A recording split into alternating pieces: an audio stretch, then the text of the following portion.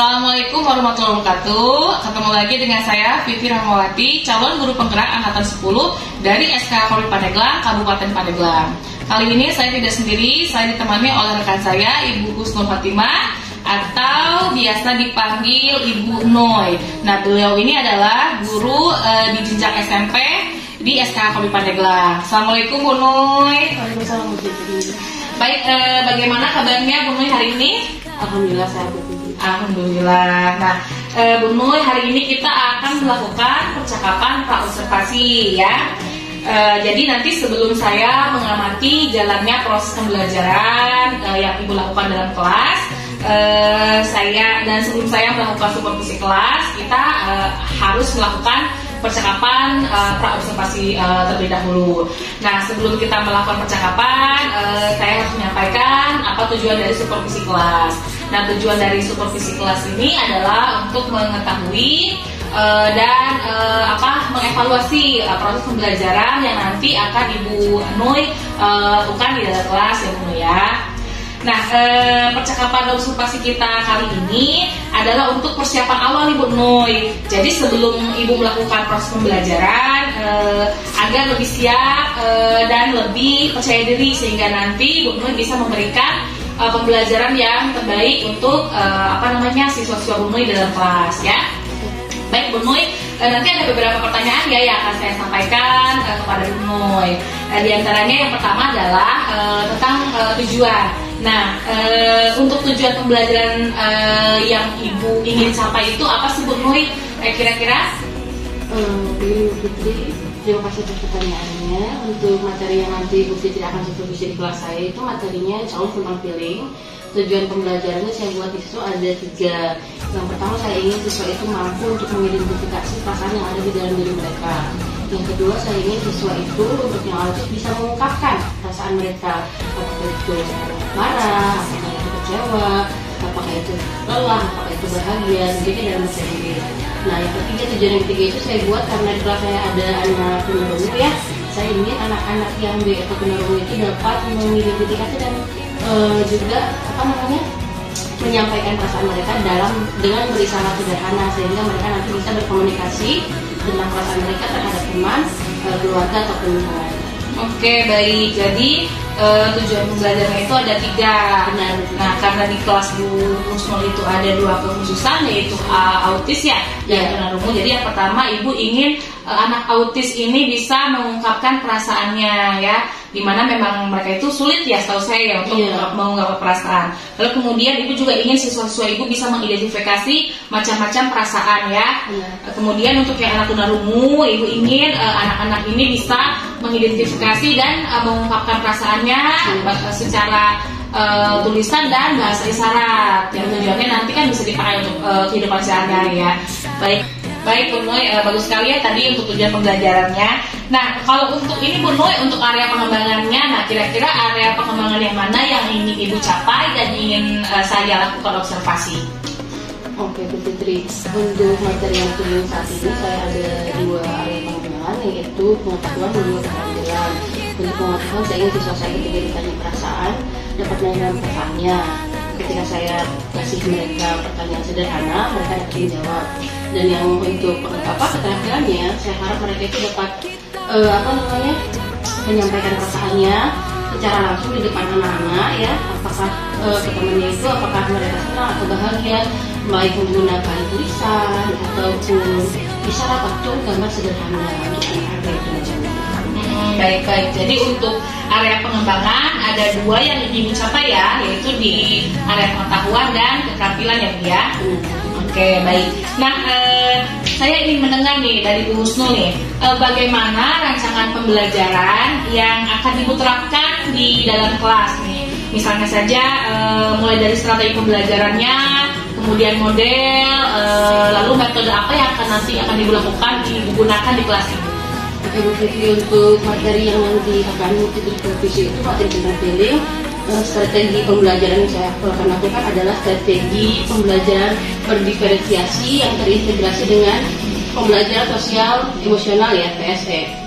Ibu Fitri, untuk nanti pembelajaran yang akan supervisi adalah saya akan menggunakan Betul, jadi yang pertama adalah mereka mengamati. Setelah itu mereka akan saya habis mengamati mereka akan saya tanya jawab. Setelah itu akan saya berikan penugasan. Yang pertama adalah saya akan memberikan mereka videonya itu ada 3. Yang pertama tentang apa sih perasaan itu di dalam tubuh. Yang kedua itu nama-nama perasaan. Yang ketiga itu adalah bagaimana mengisyaratkan tentang perasaan tersebut. Dan nanti untuk KPD-nya sendiri nanti akan berbeda. Untuk yang autis mereka sama diberikan misalnya gambar tentang ekspresi, mereka akan menggambarkan perasaan mereka hari itu. Untuk yang autis disertakan dengan alasan di bawahnya supaya mereka dapat mengidentifikasi alasan kenapa mereka merasakan hal tersebut. Nanti mereka juga akan maju dan menjelaskan hal tersebut. Sedangkan untuk anak yang tunarungu nanti mereka akan saya kasih gambar sama menggambarkan. Cuman selanjutnya mereka akan maju ke depan dan memberikan alasan mengapa mereka merasakan perasaan tersebut dengan berisyarat. Jadi nanti perbedaannya pasti kita tampil. Oke, baik. Jadi nanti strategi pembelajaran yang kami berikan itu strategi pembelajaran berdiferensiasi yang terintegrasi dengan pembelajaran sosial emosional ya Bu Nur ya. Karena memang di kelas Bu Nur itu kan ada 2 pengurusan. Nah kemudian tadi Bu Nur bilang metode yang digunakan adalah pengamatan, kemudian tanya jawab dan penugasan. Nah untuk model pembelajarannya itu tadi PPL ya, problem based learning. Nah untuk penugasannya itu disesuaikan dengan kekhususan yang ada di kelas ibu ya Bu Nur ya. Nah baik Bu Nur, kalau untuk medianya tadi kan Bu Nur sampaikan Bu Nur menggunakan video. Nah selain video ada lagi nggak media yang lainnya yang digunakan? Ada. Nanti insya Allah saya akan menggunakan gambar-gambar emoji, dan yang kedua itu saya akan menyiapkan RKPD. Yang tadi yang pertama kan memang sudah saya jelaskan, dan juga RKPD yang kedua itu tentang nanti mereka harus mengidentifikasi perasaan yang saya berikan, gambar-gambar perasaan yang saya berikan. Nanti mereka mengisinya dan kemudian akan saya ambil kembali atau dikumpulkan untuk saya nilai atau koreksi. Oke, baik. Nah, lalu kemudian kira-kira kapan nih Bu Nur kegiatan pembelajarannya akan dilaksanakan?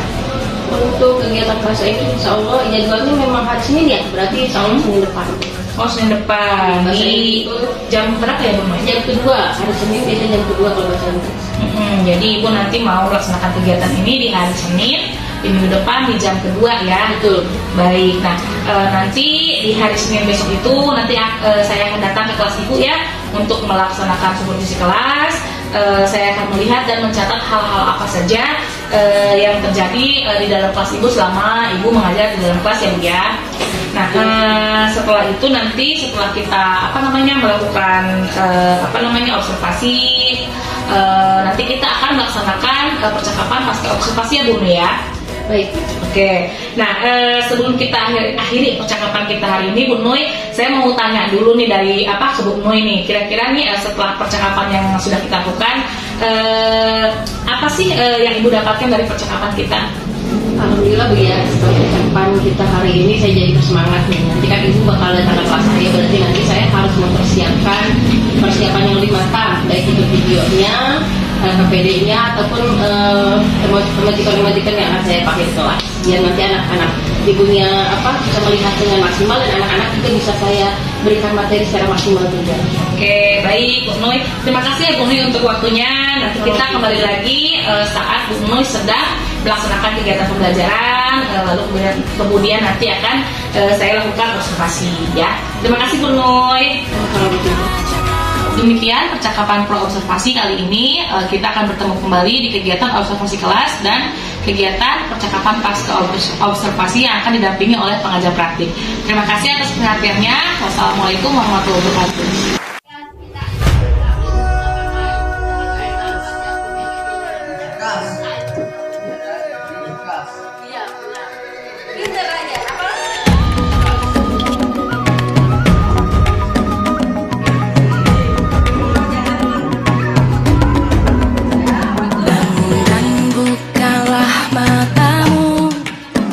Saatnya meraih mimpimu, arahkan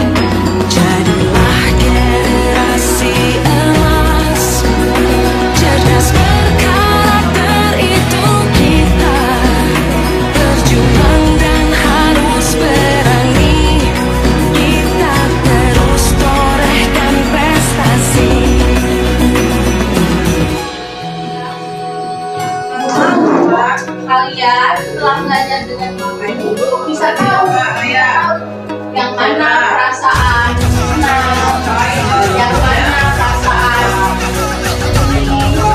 yang mana rasanya bingung. Kita belajar Pancasila, kalian bisa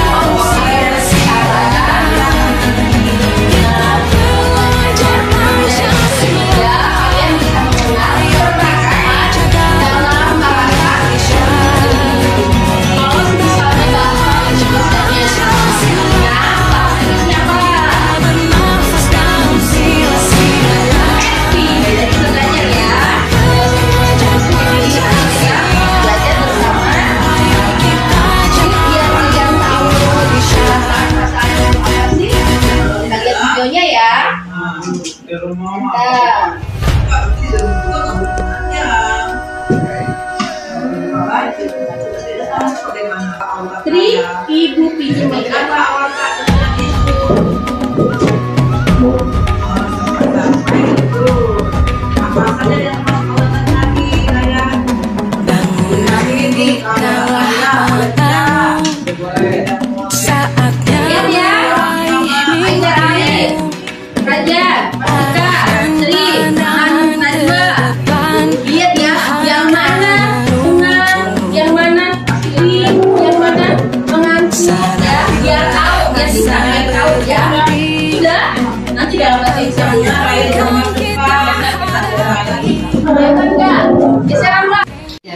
Baik, terima kasih. Selamat siang Bu Nuy. Selamat siang Bu Fitri.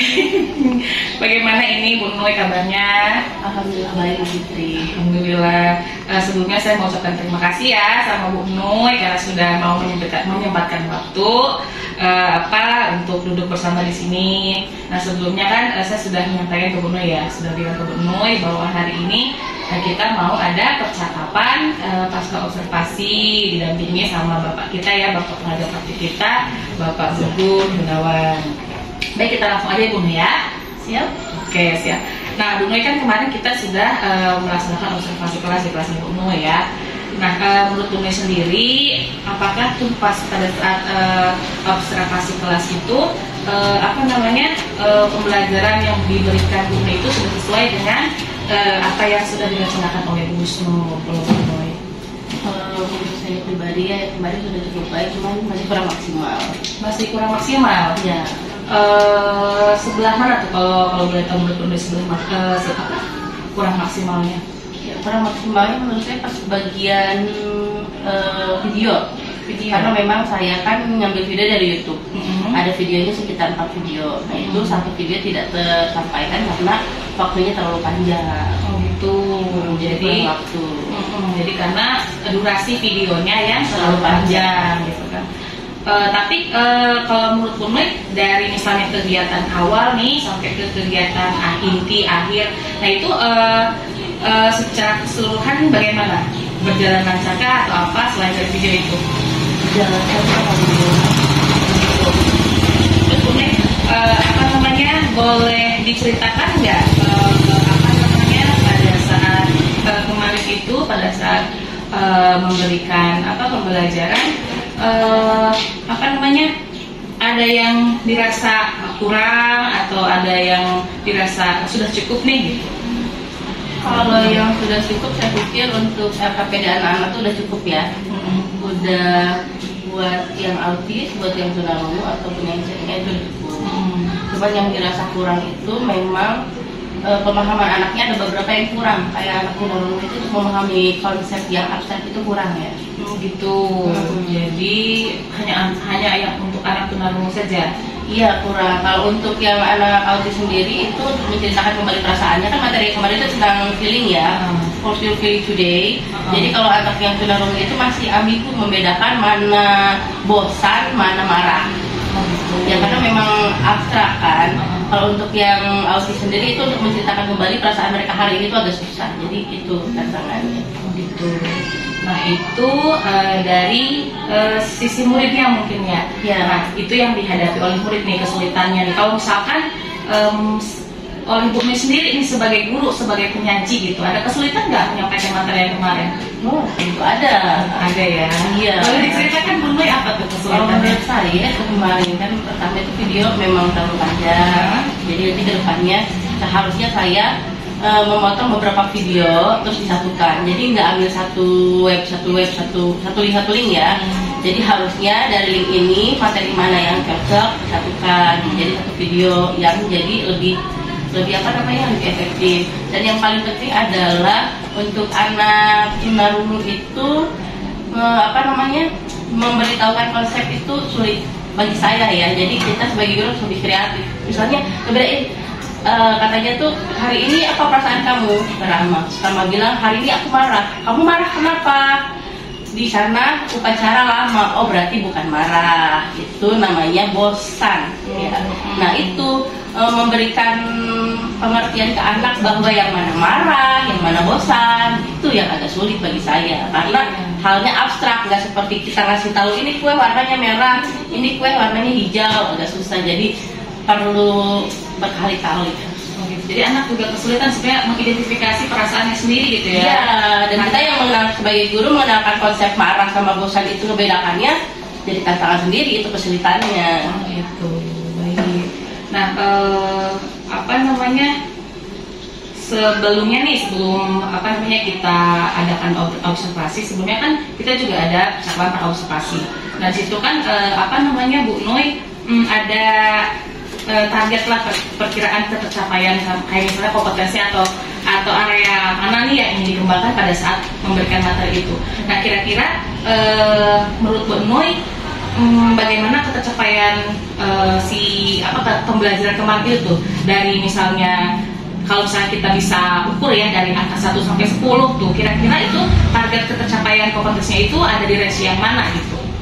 Secara keseluruhan menurut saya dari angka 7 boleh juga ya. Angka 7 karena tadi itu karena ada kendala yang ditemukan pada saat pembelajaran kemarin. Ya, kalau untuk pembelajaran kemarin kenapa dia 7? Karena yang memang tenaga kita ringan ya, kalau enggak yang autisme murni kayak Ali dan Raja itu sudah memahami, langsung tahu, bisa mereka mengerjakan task juga dengan cepat. Nah, kalau untuk Tri sendiri yang tunarungu kan agak susah ya, jadi menghafalkan katanya susah, menghafalkan disalahnya susah, jadi belum tercapai, yang beberapa bagian itu belum tercapai. Baik. Iya sih, kemarin juga karena pada saat observasi kemarin juga saya lihatnya memang tadi itu yang pertama video ya, kemudian benar yang seperti yang Bunda tadi bilang ya gitu, memang karena tadi keterbatasan bahasa juga kan itu yang menyulitkan. Nah, untuk kedepannya nih, menurut Bu Nui bagaimana nih caranya, kan tadi ditemukan kendala nih, kesulitan. Nah, menurut Bu Nui bagaimana nih untuk mengatasi kesulitan yang ditemukan oleh Bu Nui tadi gitu, untuk menghadapi kendala tersebut gitu kan pada anak-anak? Oke, untuk kendala sendiri ya, setelah dari kelas yang kemarin, saya pikir yang pertama itu untuk masalah video. Jadi nanti saya harus lebih kreatif, beberapa video jangan diambilin video. Kalau yang kemarin kan saya ambil satu link. Nah, selanjutnya untuk pertemuan selanjutnya akan lebih baiknya di videonya dipotong, disatukan misalnya pakai capcut ya. Jadi mereka satu video utuh gitu. Jadi lebih efektif waktunya gitu. Terus nanti kayaknya karena kemarin saya pakai nggak dari fokus ya, jadi kan anak-anak tuh kurang melihatnya kurang jelas ya. Untuk selanjutnya nanti saya coba pakai fokus karena kemarin sedang dipakai guru lain ya. Jadi kemungkinan ada pertemuan selanjutnya membahas materi yang sama mungkin yang Bu Nui ya? Iya tentu, karena hati saya masih greget gitu. Kamu belum ngerti ya, berarti nanti ibu tambahin lagi materi selanjutnya. Oke, baik. Nah, kalau misalnya memang ada rencana seperti itu, nah ini kan dengan materi yang sama gitu. Nah, untuk pertemuan selanjutnya, kira-kira Bu Nui akan menggunakan strategi yang sama kah? Ataukah ada strategi baru gitu, karena kan sudah ditemukan di kendala tersebut. Nah, kira-kira strategi atau rencana baru seperti apa yang akan Bu Nui pakai gitu untuk pertemuan selanjutnya? Kayaknya masih sama sih, cuma nanti saya tambah materinya aja. Beberapa materi yang sudah ditambah beberapa materi yang belum. Kayak kemarin ada mengantuk kan belum, nanti bisa jadi materinya saya tambahkan. Dan tadi untuk mengatasi kendalanya yang tadi Bu Nui jelaskan tadi ya, durasi videonya yang dikurangi, terus nanti medianya tadi diganti ya dengan apa tuh namanya, InFocus tadi Bu Nui bilang ya. Kita menggunakan InFocus. Karena kemarin pakai laptop ya kalau nggak salah. Kemarin pakai laptop. Oke, baik Bu Nui. Nanti kalau misalkan boleh ya, nanti saya boleh nanti minta modul ajar atau apa yang Bu Nui bikin kemarin ya, buat latihan saya juga.